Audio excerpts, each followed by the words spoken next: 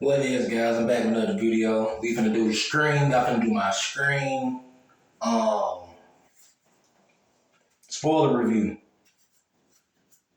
I'm gonna give my thoughts at the end and what I would like to see in the final movie, Scream 7.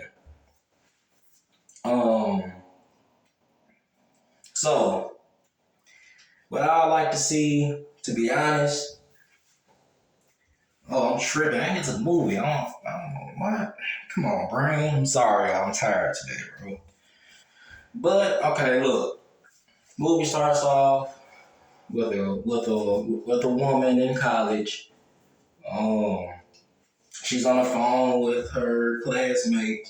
She's on the phone with her classmate, and they said to meet at this restaurant. It's the beginning of the movie. So he says he can't see it. So he tells her to come through this alley, a dark alleyway. So she's going in there. She's going deep through there. Jump scare happens. It's not Ghostface. All of a sudden, Ghostface comes out of nowhere and stabs her over 20, freaking 30 times. Oh. And then he takes off the mask and it reveals to be her student that she was on the phone with. Fast forward. He basically has a roommate. He has a roommate, right? And they're literally, well, he thinks he's talking on the phone with them. He's not, so he's talking to Ghostface, and they're playing this game throughout the house. Come on. He's getting warmer, getting colder, getting hotter, he's on fire. When he gets to I'm on fire, he opens the refrigerator. There's Greg in there, freaking chopped up to pieces. And then all of a sudden Ghostface comes out of nowhere and stabs the dude like repeatedly. Gruesome, like gross looking. He started stabbing him, his guts and inside started barely coming. He was stabbing him that many times. So literally they're so he's down and out. He said the weirdo says, what about our movie? Ghostface says, who gives about a movie? Time card. Bro, I'm not gonna lie to y'all. When I tell you this movie right here, a lot of people not gonna agree with it, but I'm sorry, bro. Ghostface has probably the best one-liners I've seen throughout the movies. I believe he has so many one-liners that nail. He got his one-liners in this movie are 10 times better than all the rest of the franchise. I mean, the one-liners he had in the movie were insane, bro. I loved it. Kind of reminded me of Chucky from Child's Play 1 and 2, then Curse and Cult. Yeah, them one-liners.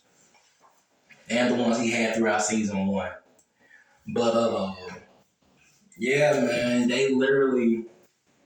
So, fast forward, Sam is trying to recover. She's getting therapy. And remember, this is taking place 1 year later, so which is very interesting. 1 year later in New York. Halloween. So Tara wants to live her life, but she's also in a mindset where she doesn't want the past to affect her future, which is understandable. I mean, you don't want your sister on your back 24/7, but then again, Sam is also like you're not taking it seriously, which. Just trying to protect your system, man. I understand, but gotta let the past go. I understand it also. So they're going through. So they're moving through town. then they see on the news where the two dudes got killed, and Sam and Tara are quickly to move out of the city quickly. So while that's going on, I forgot the detective name, but he called him on the phone and said, "Come to the room, like come to the police station. They like to talk to him." So they're on their way there. Ghostface will. If I get to that, her phone starts ringing and it's Richie. And if you don't know Richie, just go watch the other movie, bro. She's looking at the phone and it says Richie. She said I never deleted his contact, which I'm not gonna lie, bro. If you literally just kill somebody that tried to kill you, why won't you delete their contact? It's weird. But I understand plot. Gotta make the plot simple. You wanna make it complicated. So, anyway, Richie is Ghostface. They're talking about he's talking about getting revenge on them, which I'm already knowing like this finna lead up to the end. So all of a sudden Ghostface grabs Tara out of nowhere through a bush and they start fighting. They're in the gas station. Not gas station, they're in like a little small store. This nigga literally just walks in there. Bruh, like just walks in there. Bruh, he dodged that shotgun shot like he was in a Matrix movie, bro. That stuff was funny. That stuff made me laughing, bro. Then he shot dude brains out with the shotgun like we seen in the trailer. You know what I'm saying? All this stuff happened. He gets away. He leaves his evidence with the mask in the middle of the store. All of a sudden, we're introduced to Kirby once again. So they're going. So I'm gonna fast forward through most of this, bro, because I don't want to give out the whole movie. Give y'all to watch it. So we're getting towards the end of the movie. They see Gail. They think she's trying to get back on their side, and like I said, I ain't gonna spoil everything. So Gail finally gets her phone call like she should have, and she deserves it. But she gets her phone call. She's fighting with Ghostface. He calls her on the phone, and she answers, and she said, "Hold up, can you hold on a second?" She puts him on hold, which was so good. I love that. It was so good, bro. I love that right there. She puts him on hold. She knocks him out for a quick second. He gets a big chunk of sharp glass like this big and stabs Gail right through the stomach.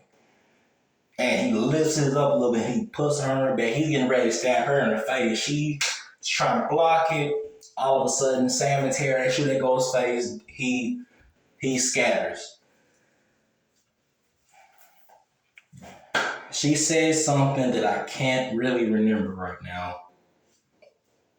I cannot remember what she said in this moment. But Gail said something about Sydney that almost made me cry.